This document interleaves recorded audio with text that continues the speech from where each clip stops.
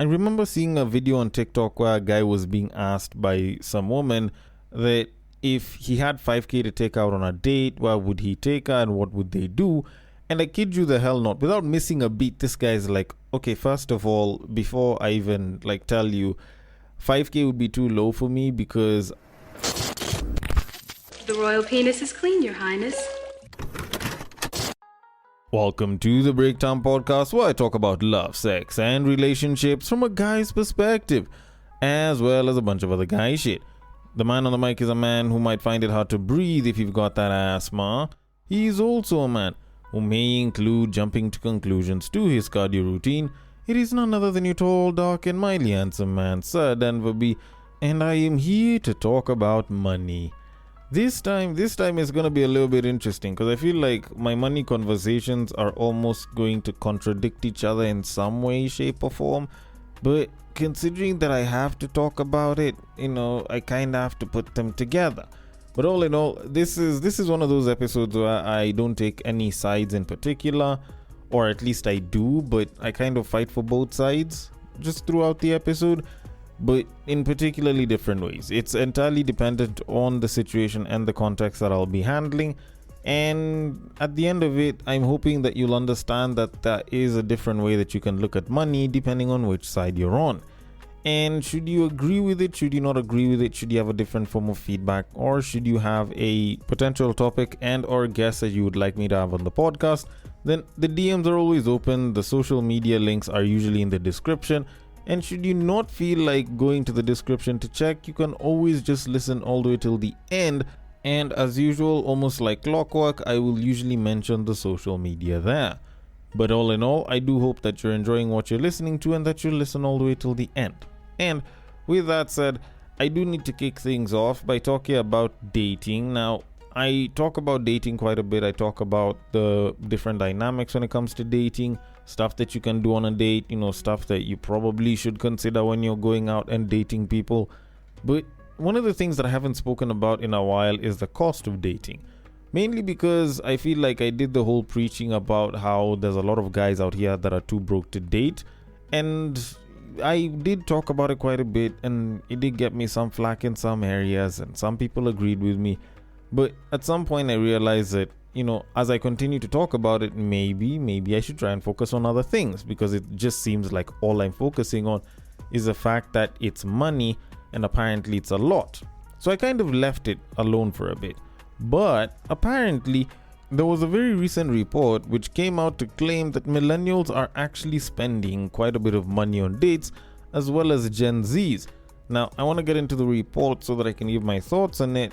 So the report was titled Dating in 2026. A new report claims the average date now costs millennials $252. So the article reads, and I quote, "According to a new report, the average date for millennials now costs $252, while Gen Z is spending around $205 per outing." The report says costs like dinner, transportation, entertainment, and even grooming are all adding up, with many singles saying dating is now interfering with their financial goals. Some people are even scaling back to coffee dates, park walks, and home-cooked meals to save money. End quote. And okay, I haven't seen the report itself as at now, but I'm finding it particularly interesting. Now, don't get me wrong, I know I'm not in the States, and this is a report that sounds like it's from the States, but when you kind of think about it, even just across the board, I feel like the cost of a date has been going up. And I feel like there's two reasons for it. Even here in Kenya, I feel like the cost of the date has actually gone up, because when you try to compare it to like maybe 10-15 years ago, it's not like you would assume that the cost of a date would be roughly about the same. Nowadays, I feel like people are spending much more money on dates. And as a result of that, I feel like there are way more guys that are having even higher expectations because they are spending more money, and end up feeling a lot worse whenever they don't get what it is that they want after said date or dates. And this is one of those things where a lot of times people will usually say, just because I went on a date with you doesn't mean that I'm going to sleep with you. Or why is it that men who are taking you out on dates expect to sleep with you on the first date? Like, those are things that we've started hearing a bit more of. And when you try to look at the root cause of such an issue, you realize that it is mainly based off of the fact that there's guys that saw some of their homies or just got to know of guys that would sleep with a babe on a first date, or should I say after a first date. And also because the financial spending has increased, most people will expect a much higher return in their risk to reward ratio. And this is something that people will oftentimes try to make seem as though it shouldn't really be the case. But the truth of it is, it's just one of the more logical thought processes that a lot of guys will have, whereby they'll think, you know what, if I'm spending so much more money, or if I'm spending X amount of money in a date, then I should be able to get A, B, C, and D. And while you shouldn't be having those expectations or placing those expectations on another person, a lot of times you find that guys will do that because they expect more for the more that they spend. But anyways, that aside, when I look at the cost of dates going up, I personally will blame it on two things. One, it's the fact that inflation, of course, will occur. So I don't expect that my parents' time and my time are supposed to cost the same as far as dates go. And by and large, when you look at the cost of things over time, you realize that the prices of stuff really does go up. And oftentimes you find that people will not pay attention to the fact that the cost of goods, or at least the cost of living, is going up. They just expect that you should be able to take babes out on dates. And I know that there's someone that's listening busy thinking, this guy's talking about cost of living. How the hell do you get there? And if you're really thinking about cost of living when it comes to dating, then maybe you shouldn't be dating at all. And usually a thought process like that usually comes with certain names that can come afterwards, like brokey and so on. But the thing is, cost of living is stuff that people complain about on an everyday basis. Why shouldn't we think about it when it comes to dating? Why should we create this fantasy that is so far from reality that someone looks at it and they're like, oh my goodness, he's going to fulfill my wishes. Then suddenly, after they snatch the fantasy, after they've gotten what they want, suddenly it's like, this guy used me, this guy manipulated me, these guys are so bad. Like, let's call reality for what reality is. Cost of living does actually go up. Then that one aside, there's also the fact that people have been raising the standards, or people have been trying to raise the standards in dating and expecting men, or just most men, to live up to said standards. Now, this, I would probably blame the women, but I also need to blame the men to a certain degree, because when there's guys out here that are busy going above and beyond, taking babes out on particularly luxurious dates, and then these women will look at it, use that as the standard and expect that from every guy, suddenly now it sets a fairly tough precedent for a lot of guys to live up to. Because if, let's say, a guy decides to go ahead, give this babe an absolutely dope date, and yet it's not like this guy is trying to marry this babe. Hell, this guy might not even be all that interested in the babe. The guy just wants to pamper her enough that she can open her legs as fast as possible. Then what he'll have done is inadvertently created this expectation that every guy should be living up to that, because she shouldn't settle for less, which is something that women say a lot these days. They always talk about not wanting to settle for less or taking less. So they'll always talk about how, I've been with guys who've taken me out on expensive dates, but they still didn't get anything, or some shit like that. And the point of it is, it's not like this guy was doing it for particularly good reasons, or were all in the same earning bracket. She just expects the same level of treatment. And as such, you find that now more and more guys are expected to pay a little bit more money, do a little bit more when they're taking a babe out on a date. I remember seeing a video on TikTok where a guy was being asked by some woman that if he had 5k to take out on a date, where would he take her and what would they do?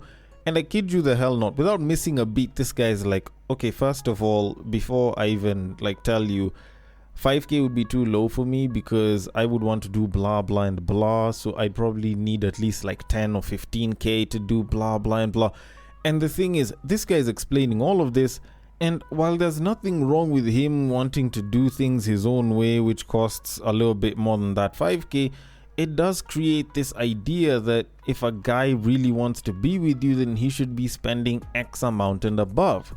And that in and of itself, much as it's a singular situation, does create this unrealistic fantasy for some women, whereby a guy has to spend X amount on her so that he can show that he actually does care about her, which in my opinion I think is particularly wrong. Like, I personally feel like I can use 5Gs on a date and still make it actually turn out pretty well. But then again, that's just me and I could be wrong, and maybe I'm focusing on the wrong thing when it comes to dating. But either way, I'm going to leave it at that and move it on to our main topic of this episode. Now, I want to read something for y'all. It was something that was sent to Nairobi Gossip Club, and it involved a woman seeking advice over a financially related issue that seemed to affect her relationship, and not in a good way. So I'm gonna read exactly what she said, then I can, as usual, get into the comments and then my thoughts on it. So the post says, and I quote, "Hey, I need advice please. I've been with this guy for 5 years, but I feel like he's never really tried to improve his situation. He's been earning the same salary of 20k all this time and always has excuses whenever I suggest ideas on how to get other gigs, as in the guy never lacks excuses. In those 5 years, the guy hasn't even tried to apply for jobs elsewhere. The guy is just there like that. Meanwhile, I've worked hard and grown financially, and I make 100k plus. We recently moved to a better house for 15k and agreed to split rent. But I found out recently that he ate part of the rent money I sent him and went ahead to send me a fake M-Pesa message so that I can send to the landlord as proof of payment. I also handled the entire household expenses, including food and the baby's fees, and this guy doesn't send even fare. We've talked about these issues many times, but nothing changes. Lately, I feel frustrated all the time, and I don't think I even respect him anymore. I honestly don't know what to do or how to leave this relationship. What would you do in my position? Please hide ID." End quote. Okay. This is a particularly interesting situation at hand, and this is a situation where babe is making more money than the guy and has eventually gotten to a point where she does not respect the guy all that much. And normally I'd be on the guy's side, but this time is gonna be a little bit different. But before I can get into just how different it is, let me get into the comments real quick. So the first comment says, and I quote, "But tell your man that you are terminated from work and you won't be able to support the family again, and that you want to move to your shags and watch what he does." End quote. This, in my opinion, is probably some of the best advice that can actually be given to this woman. Mainly because, one, this is advice that guys have given other guys for years, so I know that it's good. Not that, guys giving guys advice is always good. It's just, this is something that actually came up back during, I think it was COVID times, where a guy actually tried this out, then saw the results, ended stuff with a babe, and he basically came to tell guys just how, everything had unfolded. Just mostly because he kind of created a situation where he wouldn't be earning, saw how the babe reacted, and decided that wasn't the person to be with. So this is mainly been common advice for guys for a while, and hearing a babe say that, granted the situation is a bit of a switch up, so I can definitely see why it makes a ton of sense. So as far as advice is concerned, I do think that this is pretty good advice. Then the next comment said, and I quote, "That guy is a sharp boy. He's there for a good time, not a long time." End quote. Okay, this one I would disagree with, mainly because sharp boys operate a little bit differently in my opinion. Now don't get me wrong, it's not like I've interacted with them long enough to know exactly how they operate on a day-to-day. It's just sharp boys are sharp boys because they're overly ambitious in that they want to stack up quite a bit of cash in a less than straightforward manner. More often than not, they tend to use fairly underhanded, slightly unscrupulous means, or will just find a way such that they can either scam someone to get the cash or basically just get the cash without having to put in too much work for it. And as such, you can see where sharp boys kind of get the term sharp boys, where they try to show that they're smarter than other people or smarter than the system in the efforts to become rich, particularly quickly at least, so that they can show that they are sharper, thus the term sharp boys. So when you look at it, this isn't the behavior of a sharp boy. This just sounds like someone who's very, very unambitious and isn't really all that interested in improving the current situation, or at least that's what is being put out in the context of what this babe has said. So I wouldn't refer to him as a sharp boy.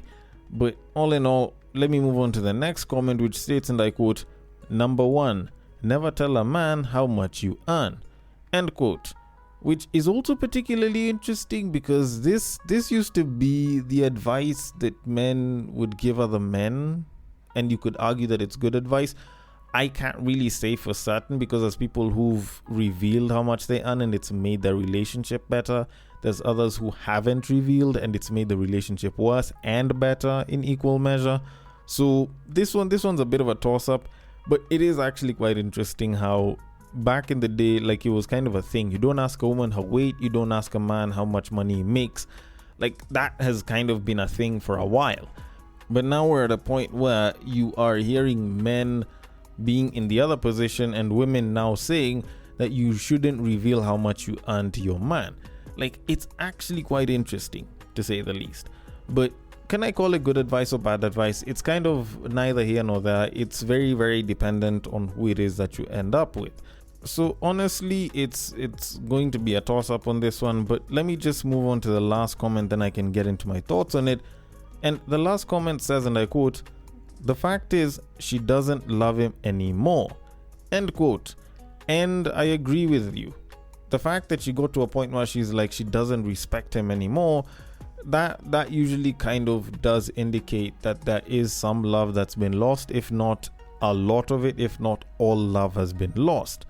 Because when you get to a point where a babe no longer respects you, it's very easy for you to just see as a guy that this babe just doesn't love me anymore. Or your homies will just tell you that this babe don't love you no more. Because a guy that is respected by his woman is usually loved by his woman.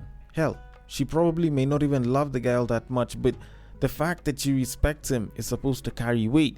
But if she doesn't respect him anymore, then that's a very, very clear indication that she probably doesn't love him anymore. Is that a good thing or a bad thing? I think that one we'll kind of discuss it down the road. But that aside, those were the comments that I managed to kind of see did seem like they stood out a little bit here and there. But now, on to my thoughts on it. Now, first of all, I want to come out and say that I have been a guy that has championed the fact that we are getting to a point in time where guys are too broke to date, and if we don't do something about it, it is going to affect the dating market in a way that we probably hadn't foreseen very well. And I've spoken about this for years, and I've spoken about it on different platforms, not just my own. So seeing a story like this, you'd probably expect that I'd be on the guy side because now the guy is at the point where he's not making as much and he seems like he's not doing as well. Then maybe he shouldn't be dating, or maybe the babe is going to leave him. But this isn't the situation that I was talking about when I was talking about guys being too broke to date. Now, don't get me wrong. Like, back in the day when guys were, for the most part, earning more than women, situations like these were highly unlikely because for the most part, the guy was making more money. So even though he was unambitious, the babe just didn't really have to worry about such because the guy was making more money by default. But in today's day and age, if you're not really ambitious and if you don't end up with a particularly good job, then you end up being stuck in a situation where this guy is, or at least where this supposed guy is. So of course it might look like I should be fighting for this guy as well, but honestly speaking, I do feel like there is a difference between being too broke to date and being comfortable with a certain kind of mediocrity. And the reason I say this is because as a guy, you are out there, you're putting in work, and let's say you're not making money or you're not making as much money, but you are still putting in the work and you are driven, then of course I will ride for you. And I will talk about how, this guy is too broke to date, but I do think that he could probably make for a particularly good partner. And that is good because this guy is driven by the fact that he wants to do more so that he can give more to whichever partner or partners he ends up with. So, of course, there I can ride for dude. But when it comes to a guy who's barely doing fuck all, and he doesn't seem like he's trying to improve his situation, then of course it's going to be a little bit hard because, like, how else are we supposed to help you change your situation? And I'm not talking about changing your situation in that the guy has to make more than the babe. It's just improving your income is a very good show that you are trying to make your life and possibly even the lives of others better, regardless of gender, by the way. Like, as a man, improving your income is a great thing. As a woman, improving your income is a good thing. Hell, you could even argue that it is a great thing. So when you find that you as a guy who is expected to be a provider to a family is not trying to improve his income, of course at that point you have to start asking if there's an issue somewhere. Is the guy going through depression? Is the guy, basically trying stuff and stuff isn't working out? Is there more to this entire thing? And that is probably what I would want to ask, if there is any other issue. But the fact that this guy hasn't been trying to apply to get other jobs, this guy hasn't been trying to improve himself in any other sort of way, at least as far as this baby is saying, does make me question if probably the whole phrase "too broke to date" might be working to cushion the mediocrity that someone who is not ambitious at all is currently in. Like, that is something that I do have to question every so often, and that's why I will always say, if you're a guy who, even though you're not making as much, is driven, is trying to improve themselves, is trying to do better for yourself and possibly for your future generations or for your future, like, that is usually the part that I will always shift towards whenever I am looking at the idea of being too broke to date. Otherwise, I'll be cushioning people that are barely doing fuck all and just complaining that women are making more than us and the system is bad. Like, we can complain about that shit all the live long day, but the truth of it is that shit's been happening and there's a good chance that it'll continue happening. And don't get me wrong, I don't have anything wrong with a woman making more money than the man. That is not an issue as long as both sides do have the respect and humility for each other, because at the end of it, it's money. Like, the relationship should exist on a level that is beyond the money, in that you guys still respect and care for each other regardless of who's making more or less. But now, if you as a dude aren't making as much, or you're just not earning money, or you're not making as much money, and you're not doing anything about it, are you really trying to help your situation, or are you just sitting there pretty all comfortable with the fact that your baby is making more money, so she should be supporting you?